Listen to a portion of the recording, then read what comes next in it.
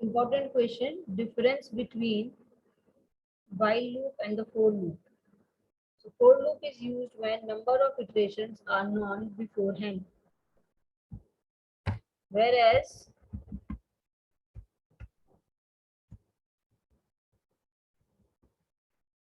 while loop is used when number of iterations are not known beforehand.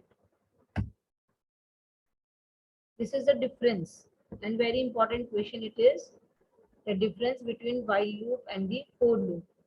So what is the difference? For loop is used when number of iterations are known beforehand, and the while loop are used when number of iterations are not known beforehand. In the chat box, I have given this. In the notebook, if you have written, that's very good. If you didn't write, then you can copy paste in the BlueJ window. Yes. What is the difference actually? देखो क्या होता है? When I know that if I'm asking the question that write a program to display the 10 numbers ऐसे, या फिर write a program to display sum of the numbers, ठीक है, तो वो मुझे पता है till the end मुझे लूप चलाना है, I know this, ठीक है, means how many time loop is going to be executed, I know this before making the program. But when I don't know that before making the program how many time loop execute होगा, कितने बार loop चलाना है, ठीक है, then in this case I am going to use while loop. देखो जैसे कि ये वाला क्वेश्चन है, write a program to display the sum of digits of given number, example 1 2 3. अभी यूजर जो भी नंबर इनपुट करे, डजंट मैटर 3 डिजिट है, 4 डिजिट है, 5 डिजिट है, 2 डिजिट है, ठीक है, बट वो कोई भी एक नंबर इनपुट करेगा और मुझे उसको सारे डिजिट्स के सम निकालने होंगे. यस,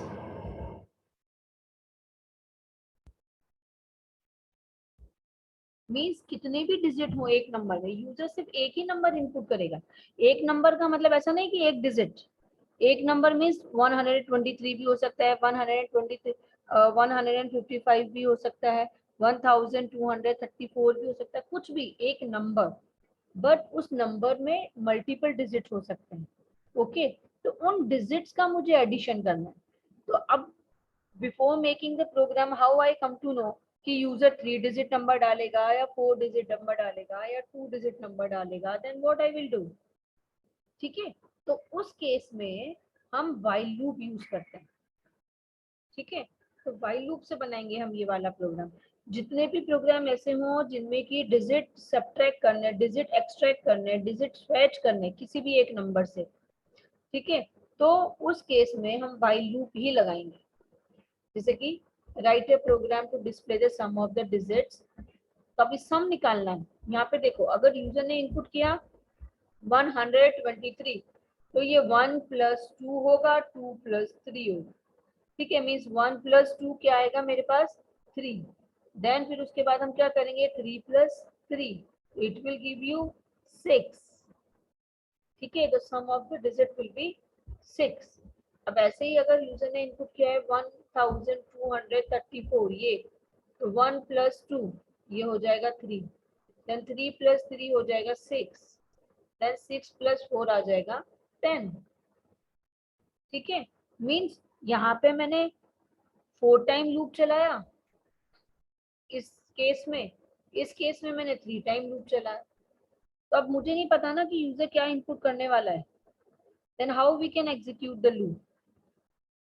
तो उसके लिए हम यूज करते हैं व्हाइल लूप, ठीक है, जब when number of iterations are not known beforehand. Yes, then after it, अब देखो इसमें कैसे है, डिजिट मुझे अलग करने हैं. हमेशा ये याद रखो, अगर मुझे एक डिजिट सेपरेट करना है तो मैं डिवाइड बाय 10 करूंगी और मोड बाय 10 निकालूंगी. अगर मुझे 2 डिजिट निकालने हैं तो divide by 100 and mode bye 100. If I want to fetch or if I want to separate the 3 digit, तो 1000 से डिवीजन और मॉड्यूलस निकालेंगे। अब देखो ये मैं फिर से बता देती हूँ। देखो जैसे कि 123, इट इज जस्ट एग्जाम्पल कि if I am inputting 123, if user is giving the value 123, तो ये देखो यहाँ पे 123 डिवाइड बाय 10, ठीक है, तो मुझे यहाँ पे क्या मिलेगा 12 एज द क्वोशंट। ऐसे डिवीजन होगा, देखो सब लोग ध्यान से, और रिमाइंडर आएगा मुझे 3, ठीक है। तो ये जो रिमाइंडर है यही तो मेरा लास्ट डिजिट है। 123 का लास्ट डिजिट क्या है मेरा 3, मतलब कि 3 मैंने फैच कर लिया। अब इस 3 को मैं किसी वेरिएबल में ले सकती हूँ, right. This 3 can become in any other variable, और फिर मैं उस वेरिएबल से जो भी करना चाहूँ, एडिशन, मल्टीप्लिकेशन, डिवीजन, स्क्वायर और क्यूब, जो भी उस डिजिट का कर देंगे। तो देखो एक डिजिट फैच हो गया। अभी मुझे क्या फैच करना है 2 फैच करना है। तो अब मेरे लिए n, पहले मेरे लिए n क्या था 123, अभी मेरा n बदल के क्या हो जाएगा 12,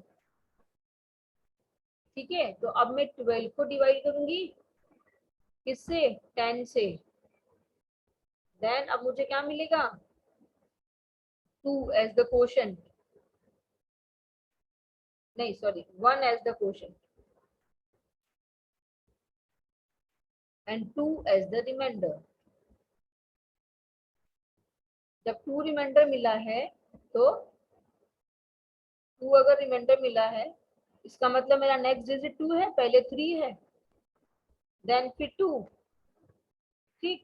अब उसके बाद बचा मेरा 1, तो अब 1 को डिवाइड करके देख लो 10 से, तो मेरे रिमाइंडर आएगा 1 और क्वोशंट आएगा 0, मीन्स अब मेरा n हो गया 0।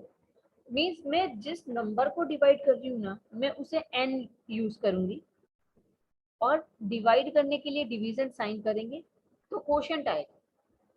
फिर नेक्स्ट इटरेशन में वही क्वोशंट मेरा n होगा, और ये मेरा डिवीजन जो रिमाइंडर आएगा वो मेरा डिजिट है। सेपरेट कर लिया मैंने डिजिट, ठीक है। ये देखो, तो मेरा n हमेशा चेंज होते जा रहा है। Sum equals to sum plus r कर दूंगी तो ये हो जाएगा। अब देखो प्रोग्राम कैसे बना,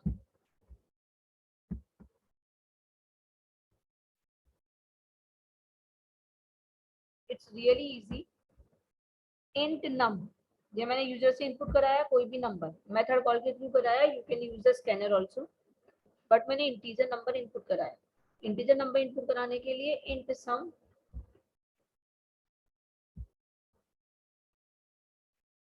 ठीक है, then while num greater than 0। कब तक मुझे लूप चलाना है, जबकि नम की वैल्यू 0 नहीं हो जाती, जब तक की, मीन्स जब तक कि नंबर 0 से ग्रेटर देन है, ठीक है। तो देखो पहले किया मैंने इंट रिमाइंडर, एक वेरिएबल लिया rem equals to num mod by 10। Num क्या है, नम की वैल्यू मोड बाय 10, तो मुझे रिमाइंडर मिल जाएगा। जो रिमाइंडर मिला मैंने उसका सम कर दिया, जैसे सीरीज में करते थे sum equals to sum plus i, वैसे ही sum equals to sum plus remainder. और अब मुझे व्हाइल लूप का अपडेशन भी तो करना पड़ेगा ना, इंक्रीमेंट डिक्रीमेंट, तो this is the increment decrement, मतलब कि आई की वैल्यू हम इंक्रीज या डिक्रीज करते हैं, तो यहाँ पे नम से लूप चलाया है ना, लूप मैंने किस वेरिएबल से चलाया है नम से, तो नम की वैल्यू मुझे इंक्रीज या डिक्रीज करनी पड़ेगी, तो मैंने डिवीजन कर दी, डिवीजन से भी चेंज हो गया ना। जरूरी थोड़ी है कि मुझे एडिशन या फिर सब्ट्रैक्शन ही करना पड़े अपडेशन करने के लिए, मैं मल्टीप्लिकेशन या डिवीजन भी कर सकती हूँ, मीन्स वैल्यू चेंज होनी चाहिए बस। Num equals to num divide by 10, right, num equals to num divide by 10। तो अभी नेक्स्ट टाइम नम की वैल्यू हो जाएगी मेरी क्या, ये देखो इसका ड्राई रन करके बताती हूँ। Look at everyone carefully.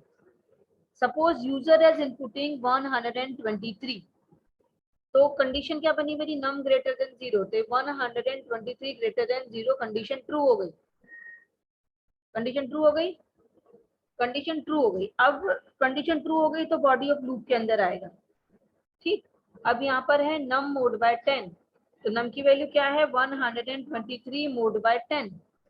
ठीक है, तो कितना रिमाइंडर बचेगा? देखो मॉड्यूलस से रिमाइंडर आता है और डिवीजन से क्वोशंट आता है। कीप रिमेंबर ऑलवेज, रिमाइंडर हमेशा मॉड्यूलस से आता है और डिवीजन हमेशा क्वोशंट देता है।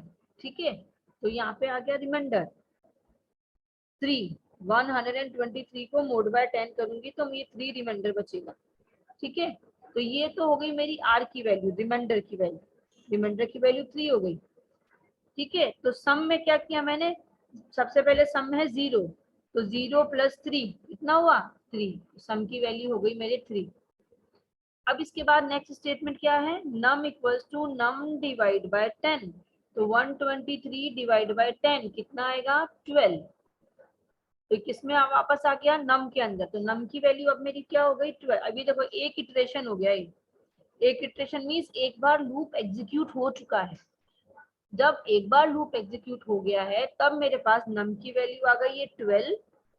ठीक है, सम की वैल्यू आ गई है 3 और रिमाइंडर की भी 3। तो अब देखो नम इक्वल्स टू 12, तो अभी सेकंड कंडीशन क्या हुई? 12। सेकंड कंडीशन क्या हुई? 12 ग्रेटर देन 0। कंडीशन ट्रू है, लूप के अंदर आएगा, लूप के अंदर आएगा और क्या होगा? नम मोड बाय 10 मीन्स 12, ये वाली इटरेशन 12 मोड बाय 10, तो बचेगा मुझे 2 रिमाइंडर। तो रिमाइंडर की वैल्यू हो जाएगी 2। फिर होएगा सम, तो ऑलरेडी 3 था ना सम में, तो सम प्लस रिमाइंडर, तो 3 प्लस 2 5 हो जाएगा। ठीक है, क्लियर? फिर इसके बाद नम मोड बाय 10, तो 12 मोड बाय 10, तो यहाँ पे आ जाएगा 1, क्वोशंट आ जाएगा 1। ठीक है, ये दूसरी इटरेशन हो गई। अब इसके बाद थर्ड इटरेशन एग्जीक्यूट होगी। अब जब थर्ड इटरेशन एग्जीक्यूट होगी तो नम की वैल्यू हो गई है 1। ठीक है, तो यहाँ पे 1 greater than 0, condition true. Condition जब ट्रू हो गई तो ये अंदर आ गया और ये हो गया यहाँ पे 5 प्लस 1 सम की वैल्यू, और ये रिमाइंडर 1 आया और सम यहाँ पे अब 6 हो गया और डिवीजन जब किया तो 0 हो गया। मीन्स अब नम की वैल्यू हो गई मेरी 0। अब कंडीशन बनी, अब क्या कंडीशन बनेगी? 0 greater than 0, condition is false. Condition false होगी तो लूप के बाहर आ जाएगा। लूप के बाहर क्या है? सम ऑफ द डिजिट सम। सम की वैल्यू कितनी आई है मेरी? 6। मीन्स अगर मैंने 123 डाला तो उसका सम होता है 6। यही हुआ है। मीन्स आपको सिर्फ क्या याद रखना है? आपको सिर्फ और सिर्फ ये याद रखना है कि जब भी डिजिट फैच करने हैं तो this is the same coding which you have to perform.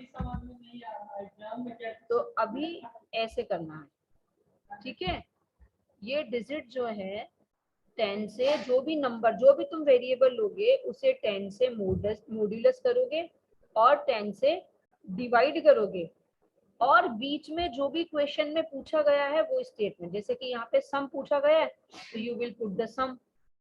ये देखो मैं कंपाइल करती हूँ, एग्जीक्यूट।